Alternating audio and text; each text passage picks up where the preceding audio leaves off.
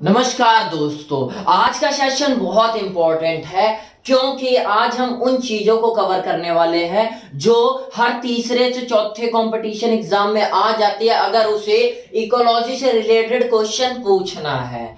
आज का टॉपिक में हम एक पार नाम का कॉन्सेप्ट है, उस कॉन्सेप्ट को नहीं, उससे रिलेटेड चीजों को पूछेंगे क्योंकि कंपटीशन में रिलेटेड चीजों को पूछा जाता है, उसे तो कोई भी पढ़कर बैठा रहता है। तो आज हम उन चीजों को पढ़ेंगे जो किताबों में लिखी है, जो दुनिया पढ़ रही है, लेकिन उस तरीके से नहीं जो दुनिया पढ़ा रही है। आज हम पढ़ाएंगे थोड़ा डीपली। डीपली का मतलब, डीप का मतलब ये नहीं होता कि रॉकेट साइंस पढ़ा दूंगा, कुछ अलग ही टेक्नोलॉजी मैकेनिज्म बता दूंगा जो दुनिया बताएंगी नहीं। मतलब मैं भी वही चीजें पढ़ाऊंगा, लेकिन डीपली का मतलब रिलेट कर करके जो पार नाम का कॉन्सेप्ट आने वाला है ना कंपटीशन में। हम बोलते थे जैसे कंपटीशन में जब पूछा जाता तो बोला जाता पार नाम से पूछा गया, पार नाम का एक टॉपिक था, उससे कंपटीशन का क्वेश्चन पूछा गया, लेकिन ये नहीं बताते कि उससे रिलेट पूछा गया, पार डायरेक्ट नहीं पूछा जाता। तो आज रिलेटेड चीजों को पूछेंगे, जानेंगे। अच्छा, जानने वालों के लिए जो अभी हमारी वीडियो को जर्नल पर्सपेक्टिव की व्यू से हमें जर्नली देखने आए हैं कि उन्हें क्या सीखने को मिलेगा,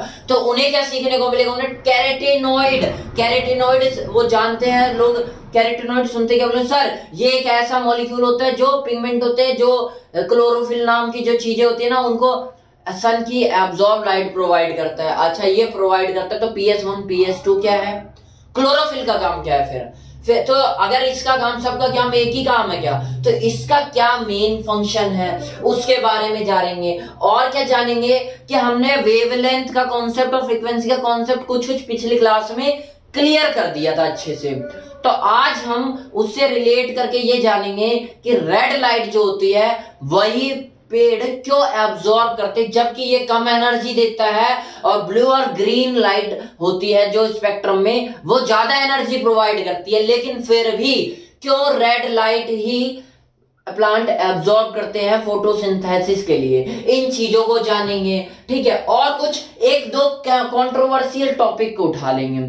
कंट्रोवर्सी ज्यादातर डेटाबेस पे आती है। देखिए, किसी ने बोल दिया 700 से 800 नैनोमीटर, तो कईयों ने बोल दिया नहीं 800 से 700 से 800 नैनोमीटर नहीं है, 700 से 750 नैनोमीटर। लेकिन कहने का सबका मतलब एक ही है, कहना सब एक ही चीज चाहते हैं। तो हम उस टाइप के कंट्रोवर्सी को, टॉपिक को कवर करेंगे। तो कहने का मतलब क्या है, आज भी हमें बहुत कुछ जानने को मिलेगा। PRF क्या है, ये भी लोग पढ़ पढ़ के बैठे हुए लेकिन ढंग से क्लियर नहीं है, उन चीजों को जानेंगे, ठीक है। तो शुरुआत करते हैं। हम पिछले क्लास में पढ़ रहे थे कंपोनेंट ऑफ इकोसिस्टम। उसके अंदर दो टाइप के कंपोनेंट थे, biotic component, abiotic component. Biotic मतलब लिविंग कंपोनेंट और एबायोटिक कंपोनेंट का मतलब non living component. Abiotic component में हमने बहुत सारे कंपोनेंट देखे थे, उसमें से एक कंपोनेंट को हम पढ़ रहे थे जिसका नाम था लाइट। आज भी उसी कंपोनेंट को पढ़ेंगे, लेकिन थोड़ा और अच्छे से, थोड़ा और अच्छे तरीके से। देखो, मैंने आपको बताया था कि इकोसिस्टम नाम का, इकोलॉजी टाइप का जो भी क्वेश्चन में अगर लाइट आ जाता है, लाइट के बारे में अगर हम पढ़ रहे होते हैं, तो समझ जाओ वो सनलाइट से रिलेटेड है, ठीक है, सनलाइट से रिलेटेड है। अच्छा, आज हम क्या पढ़ रहे हैं उसी के बारे में जानते हैं, थोड़ा सा अच्छे तरीके से जानने की शुरुआत करते हैं। सनलाइट क्या है, डिफरेंट रीजन, यानी स्पेक्ट्रम मैंने आपको पढ़ाया था कि बहुत सारे रीजन, यूवी रेज निकलती है, इंफ्रारेड और विजिबल रीजन होते हैं, उसके अंदर बहुत सारे रेड, ग्रीन, ब्लू, ऐसे बहुत सारी रंग होते हैं जो दिखते हैं, ठीक है। तो मैंने क्या बोला, सनलाइट के पास क्या है, डिफरेंट रीजन, बहुत सारे रीजन है, स्पेक्ट्रम है।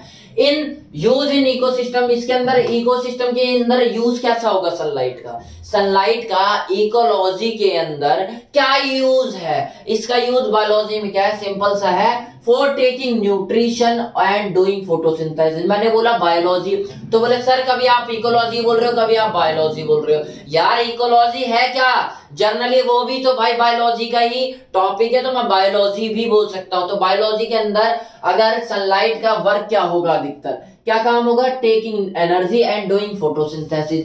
बोलोगे सर फोटोसिंथेसिस तो एनर्जी लेने के लिए ही करते हैं, तो आपने अलग अलग क्यों लिखा कि एनर्जी लेने के लिए और फोटोसिंथेसिस? भाई एनर्जी सिर्फ फोटोसिंथेसिस के लिए नहीं चाहिए होती है, हमें रेस्पिरेशन भी करना है, हमें एक्सक्रीशन भी करना है, उनके लिए भी जरूरी होती है। ठीक है, तो मैंने क्या बोला कि for taking energy and doing photosynthesis. ठीक है, अब इसमें देखो चीजों को सीखो क्या है यहां पर एनर्जी। अब एनर्जी का मैं आपको थोड़ा सा केमिस्ट्री में ले चलूंगा। सर केमिस्ट्री में क्यों ले जा रहे हो? केमिस्ट्री क्योंकि रिलेट कर रही है, मतलब ये नहीं अब केमिकल बॉन्डिंग टाइप के कुछ केमिकल मिला के दिखा दूंगा, बस हमने जो पढ़ा है उसे थोड़ा सा रिवाइज करके बायोलॉजी में उसका यूज करना है हमें। ठीक है, केमिस्ट्री में क्या पढ़ा था हमने? E बराबर HV या H न्यू। ठीक है, तो E बराबर E का मतलब था यहाँ एनर्जी, और H का मतलब था प्लैंक कांस्टेंट, और न्यू का मतलब था यहाँ पे फ्रीक्वेंसी, और लैम्डा का मतलब मैं आपको बता ही चुका हूं वेवलेंथ, और C का मतलब होता है स्पीड ऑफ लाइट, जो कि 3 × 10⁸ मीटर पर सेकेंड होती है। तो हमने ये पढ़ा हुआ है केमिस्ट्री के अंदर।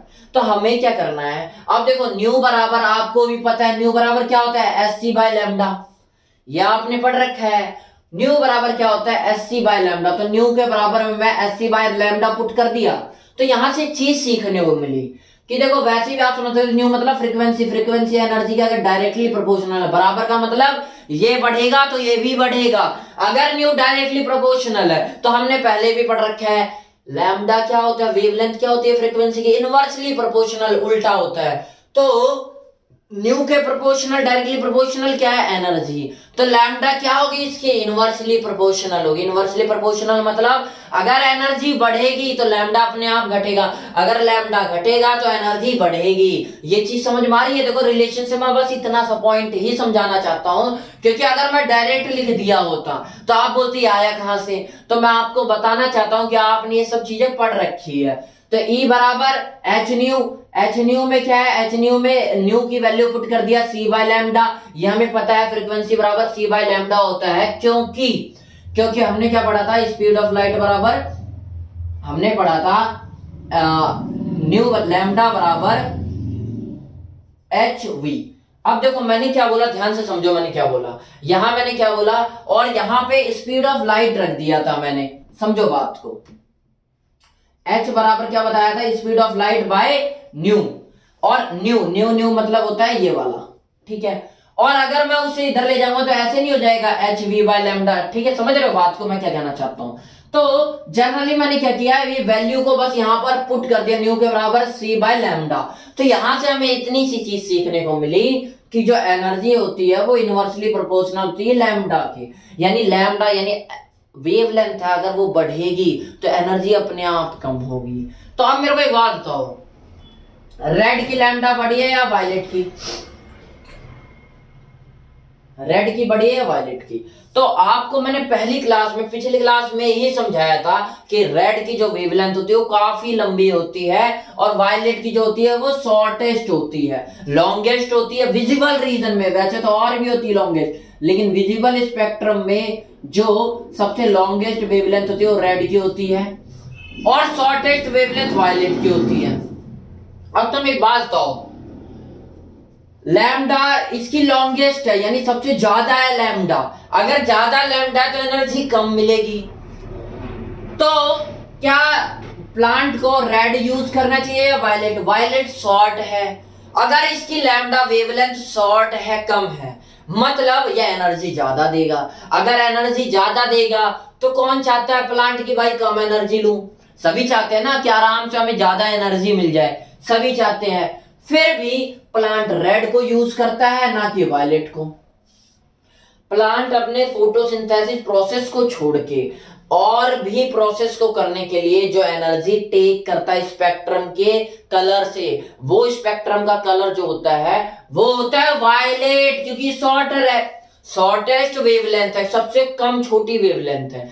सबसे कम वेवलेंथ मतलब सबसे ज्यादा एनर्जी मिलेगी। तो so plant get most of their energy, अगर यानी उनकी ज्यादा एनर्जी कहां से लेते हैं? वो वायलेट कलर से।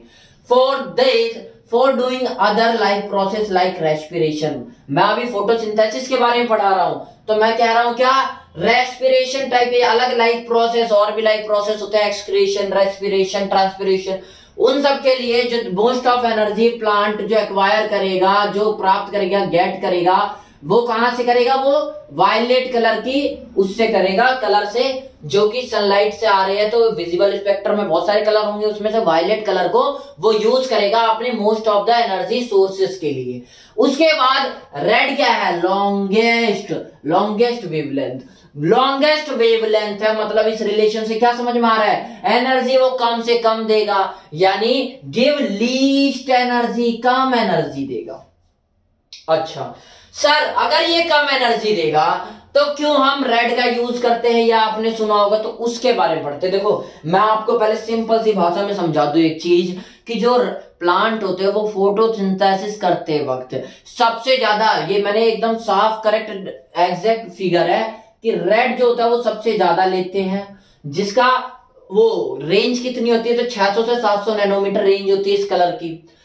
रेंज किस कलर की, मतलब किस चीज की रेंज है, ये रेंज वेवलेंथ की है। तो रेड कलर की वेवलेंथ की रेंज क्या है, 600 से 700 नैनोमीटर, और ब्लू कलर की वेवलेंथ की रेंज क्या है, 400 से 500 नैनोमीटर, और ग्रीन की क्या है, 500 से 600 नैनोमीटर।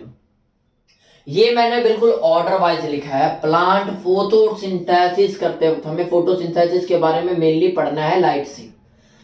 सबसे ज्यादा रेड को यूज करता है, उसके बाद ब्लू को यूज करता है, उसके बाद ग्रीन को, जबकि सबसे ज्यादा ग्रीन की सबसे क्या है, जो सबसे कम ब्लू और ग्रीन की क्या है, इन दोनों की सबसे शॉर्ट वेवलेंथ, और रेड की ज्यादा बड़ी है। अगर रेड की बड़ी है तो भाई कम एनर्जी मिल रही, तो प्लांट क्या पागल है, जिन्हें कम एनर्जी चाहिए ये दोनों का यूज करके वो ज्यादा एनर्जी ले सकते थे। तो उन्हीं चीजों को आज सीखेंगे। ये चीजें अगर आपने सीख ली, मतलब आपको पार नाम का एक कॉन्सेप्ट होता है, जिसका मतलब होता है पार, मतलब ये रेडिएशन, ऐसे कुछ एक्टिव रेडिएशन, ऐसा आपने कुछ पढ़ा होगा। तो उस टाइप के फोटोसिंथेसिस एक्टिव रेडिएशन, पार नाम का एक कॉन्सेप्ट जो अगली क्लास में आपको कवर करवाऊंगा, उससे रिलेट आज हम उसका बेस कवर करेंगे कि क्यों हम रेड कलर को फोटोसिंथेसिस के लिए प्लांट यूज करते हैं, जबकि रादर देन ब्लू और ग्रीन कलर को। ठीक है, वही चीजें आज सीखेंगे, उसके बारे में रीजन जानेंगे। ठीक है, सिंपल सा रीजन जानना है हमें। ठीक है, और क्या, कैरोटेनॉइड के बारे में पढ़ेंगे, तो वो सब पढ़ते रहते हैं। चलो शुरुआत करते हैं। सबसे पहले ग्रीन कम यूज क्यों होता है, दो कारण है। सबसे पहले लेस एब्जॉर्बेबल, ये क्या होता है, कम एब्जॉर्बेबल और मोस्ट रिफ्लेक्टिव होगा। अगर रिफ्लेक्ट कर जाएगा, कोई चीज आई और रिफ्लेक्ट कर गई, कोई चीज आई और रिफ्लेक्ट कर गई, तो क्या वो एब्जॉर्ब होगी, नहीं होगी, यानी लेस एब्जॉर्बेबल। क्यों है ये लेस एब्जॉर्बेबल, तो आप बोलोगे क्योंकि मोर रिफ्लेक्टिव होता है, ये कलर मोर रिफ्लेक्टिव होता है। क्यों होता है मोर रिफ्लेक्टिव, क्यों आती चला जाता है, क्योंकि बाय प्रेजेंट क्लोरोफिल भी क्या ग्रीन कलर का होता है, इसलिए ग्रीन पे ग्रीन पड़ने के बाद वो क्या होता है, ज्यादा रिफ्लेक्ट हो जाता है कलर, इसलिए लेस एब्जॉर्बेबल होता है। लेस एब्जॉर्बेबल होगा इसलिए ही रेड ज्यादा होगा। बोलो चलो सर ये तो समझ गए हम कि ग्रीन कम एब्जॉर्बेबल होता है, लेकिन ब्लू तो बच गया। ब्लू का भी रीजन है, मैं पढ़ाता हूं ना अभी आपको। ब्लू का क्या रीजन है, देखो पहले शॉर्ट में रीजन समझ लो। एक रीजन देखो, ये क्या है, एक रीजन हो तो बताया भी जाए कि हाँ एक ही रीजन है, दो तीन रीजन है, तो मैंने कोशिश की है दो तीनों को कवर करवा दूं, लेकिन ऐसे नहीं कि आपके दिमाग में खिचड़ी पक जाए, इस तरीके से कि हाँ भाई आपको चीजें समझ में आए कि क्या क्या रीजन है, क्यों क्यों है। सबसे पहला रीजन यहाँ पे देख लो, कोने में मैंने ऐसा क्या है डब्बा बना के लिख दिया, ऑल्सो द रीजन। एक रीजन ये है, क्या रीजन है, red absorbed by chlorophyll, whereas red जो एरिया स्पेक्ट्रम का है, जो विजिबल लाइट का, सनलाइट आई उसमें जो विजिबल स्पेक्ट्रम जो है उसमें रेड एरिया जो है वो क्लोरोफिल एब्जॉर्ब कर लेता है डायरेक्ट। ठीक है, लेकिन वेयर एज जहां पर ब्लू लाइट जो होती है वो भी आती है, लेकिन absorb not only by chlorophyll, सिर्फ इसे क्लोरोफिल एब्जॉर्ब नहीं करता, इसके अलावा क्लोरोप्लास्ट में एक और चीज प्रेजेंट होती है, कैरोटेनॉइड।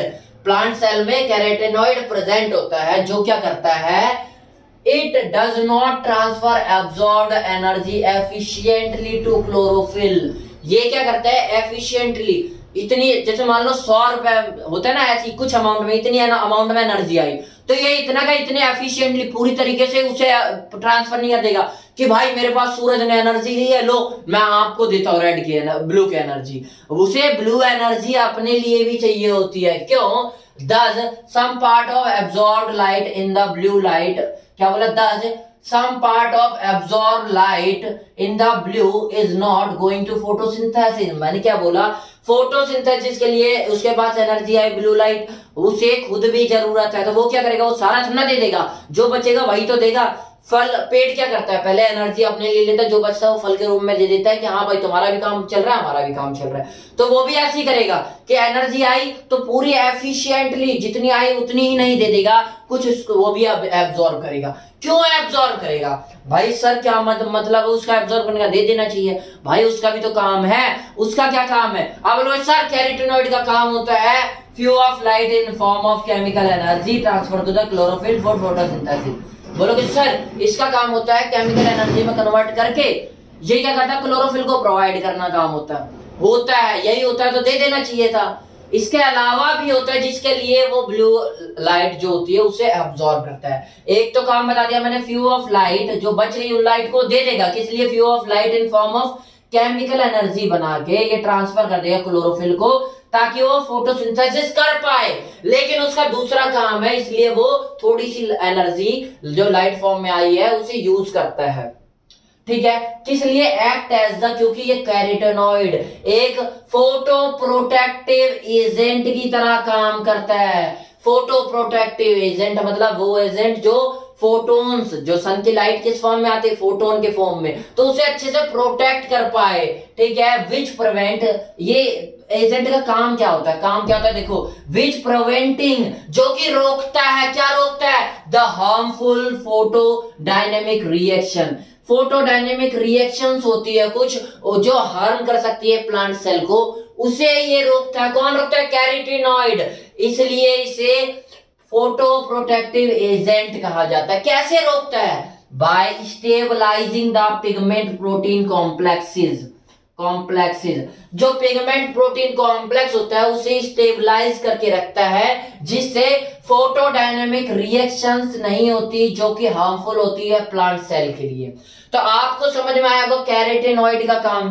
कैरोटीनॉइड का काम तो हमारा एसेसरी काम है। हमें मेन मुद्दा क्या था? सीखना था कि ब्लू लाइट, देखो रेड लाइट तो डायरेक्ट क्लोरोफिल ने एब्जॉर्ब कर ली, लेकिन ब्लू लाइट का क्या रीजन था? उसे कैरोटीनॉइड ने भी एब्जॉर्ब किया। जैसे 100% आई, उसमें तो भाई समाव मतलब 40% 30% जितनी रिक्वायरमेंट थी उतना उसने कैरोटीनॉइड ने ले लिया। बाकी आगे फोटोसिंथेसिस के लिए केमिकल एनर्जी में कन्वर्ट करके क्लोरोफिल को प्रोवाइड कर दिया। तो इस कारण से ब्लू एनर्जी क्या हुई? पूरी तरीके से, and it does not transfer absorbed energy efficiently to chlorophyll. सारी एनर्जी क्लोरोफिल को नहीं ट्रांसफर करता, सारी नहीं करता, मतलब ब्लू एनर्जी जितनी आई ब्लू लाइट वो उतनी ट्रांसफर नहीं कर पाएगा, थोड़ा अपना रखेगा। और रेड का रेड क्या है? पूरा। इसलिए ग्रीन प्लांट, जितने भी प्लांट होते हैं वो रेड लाइट के, जो स्पेक्ट्रम में रेड लाइट है उसका यूज करते हैं फोटोसिंथेसिस के लिए। ये रीजन आई होप आपको क्लियर हुआ होगा।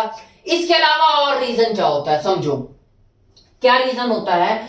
For doing photosynthesis plant cell having photosystem. Plant cell के पास फोटोसिस्टम होता है जिसे हम क्लोरोप्लास्ट कहते हैं। ठीक है, क्लोरोप्लास्ट हैविंग क्लोरोफिल। क्लोरोप्लास्ट के पास क्लोरोफिल होगा। अगर क्लोरोफिल होगा तो क्लोरोफिल के पास क्या होता है? Plant having photosynthetic pigment. Chlorophyll के पास क्या होगा? फोटोसिंथेटिक पिगमेंट होगा, जो कि क्या हेल्प करेगा? फोटोसिंथेसिस को करने के काम आएगा। जैसे PS1, PS2 और भी होते हैं, लेकिन जनरली इन दोनों को पढ़ाया जाता है। क्लोरोफिल के पास PS1, PS2 होता है। इसके फुल फॉर्म क्या है? PS का मतलब फोटो सिस्टम 1, फोटो सिस्टम 2। इस टाइप के कुछ मॉलिक्यूल्स होते हैं having different efficiencies of absorbing colour. इनके जो ये पिगमेंट, इनके पास अलग अलग एफिशिएंसी होती है एब्जॉर्बिंग कलर को, अलग अलग कलर को कितना एब्जॉर्ब करवा पाएंगे उसका एफिशिएंसी होती है। मतलब कहने का मतलब समझो, जैसे मैंने बोला आप ऐसी चीजें खाओ जिससे ज्यादा एनर्जी मिले, ठीक है, आप सुस्त नहीं रहोगे। तो बोलोगे सर 400 किलो कैलोरी मिलती है लगभग एक तेल की बोतल में, तो क्या तेल पीना स्टार्ट कर दे? तो वही तो मैंने आपको समझाया है कि तेल पीना तो ना स्टार्ट कर दोगे, वो चीज खाओगे पियोगे ना जो पचे भी साथ में। तेल पी लिए, पता चला दस्त लग गई तुम्हें, लेने चले तो एनर्जी और जाने लग गई। तो कहने का मतलब क्या है, हम वही चीजें खाएंगे ना जो एब्जॉर्ब करने लायक हो, जो हमारी एफिशिएंसी हो, ताकि हमारे एंजाइम एब्जॉर्ब कर पाए। उसी तरह फोटोसिंथेटिक पिगमेंट जो होते हैं उनके पास भी एफिशिएंसी होती है, डिफरेंट एफिशिएंसीज होती है कलर को एब्जॉर्ब करने की। यानी अगर वायलेट कलर सबसे ज्यादा एनर्जी देता है, इसका मतलब ये नहीं वो उसी को एब्जॉर्ब करेगा, वो रेड कलर को एब्जॉर्ब करेगा, क्योंकि उसकी एफिशिएंसी है, वो कंफर्टेबल है रेड कलर एब्जॉर्ब करने में। क्यों एब्जॉर्ब करने में कंफर्टेबल है? क्योंकि इनके पास कंफर्टेबल क्या है, देखो कंट्रोवर्शियल टॉपिक यही है कि कई लोग बोलते हैं कि 475 से 665 नैनोमीटर, जो कि ज्यादा सही लगता है, एक्यूरेट। और कई क्या बोलते हैं 680 से 700 नैनोमीटर तक के इन पिगमेंट के पास एफिशिएंसी या वो होती है एबिलिटी टू एब्जॉर्ब स्पेक्ट्रम। और ये 680 से 700 किसकी नैनोमीटर के, ये रेड की है भाई पूरी। और उसके बाद अगर मैं इसको मानूं तो मतलब 475, यानी ये ब्लू को भी 400 से 500 के बीच, यानी 475 इसमें भी आने ब्लू और रेड को कवर कर रहा है, और ग्रीन को भी। मतलब ये ज्यादा करेक्ट है, ये कम करेक्ट है, लेकिन दोनों कंट्रोवर्शियल है। तो हमें क्या समझना है कि जो फोटोसिंथेटिक पिगमेंट होते हैं इनके पास कैपेसिटी होती है इतने रेंज तक को, लगभग रेड ब्लू ग्रीन की जितनी रेंज है इस कलर्स की, उन रेज को एब्जॉर्ब करने की इनके पास कैपेसिटी होती है। वायलेट को नहीं होती इतनी एब्जॉर्ब करने की कैपेसिटी, तो वो क्या करते हैं, इन सबका ज्यादातर यूज करते हैं। तो आपको समझ में आएगा वायलेट के रादर देन वायलेट और ब्लू और ग्रीन के अलावा रेड का ही क्यों यूज हो रहा है, क्योंकि रेड ज्यादा अच्छा है यूज करने के लिए, इनकी एफिशिएंसी अच्छी है रेड को यूज करने के लिए। बेशक कम एनर्जी दे रहे हैं, बेशक हमें खीरा कम एनर्जी देगा, लेकिन हम तेल पीने के बजाय हम खीरा ही खाएंगे, क्योंकि पता है वो पच जाएगा। उसी तरह इन्हें पता है कि भाई ये इनके द्वारा पच जाएगा, तो इसीलिए रेड एनर्जी का यूज किया जाता है। रेड लाइट इज, अब देखो मैं आपको थोड़ा बताऊंगा तो आपको ये ना लगे कि भाई फैक्ट बताते चले। रेड लाइट किस काम आती है पहले ये देख लो। Red light is use highly effective at regulating growth. क्या मैंने बोला, ग्रोथ को रेगुलेट करने के काम आती है red light. Development for plant, red light helps to flower and fruit and prolong flowering को बढ़ाने का, यानी अल्टीमेटली प्लांट के ग्रोथ के काम आती है रेड लाइट। बोलो सर सही बात है बिल्कुल, लेकिन हम कैसे मान ले, तो हमें इसके बारे में कैसे काम करता है उस मैकेनिज्म को नहीं पढ़ना। We don't have to read its mechanism, but for your satisfaction, ताकि आपको थोड़ा थोड़ा क्लियरिटी मिल जाएगी बात क्या चल रही है। For your satisfaction to give conceptual clarity, ताकि आपको कॉन्सेप्चुअल क्लियरिटी हो जाए। I am going to give a example. Look, एक एग्जांपल देखो मैं आपको बताना चाह रहा हूं। उससे पहले एक चीज जान लो, पीआरएफ क्या होता है। पीआरएफ क्या होता है आपको फुल फॉर्म नहीं जानना, जो जानना है वो क्या है, ये प्रमोट करता है हीलिंग को। हीलिंग मतलब कहीं घाव लग गया है, and regeneration of plant damaged part.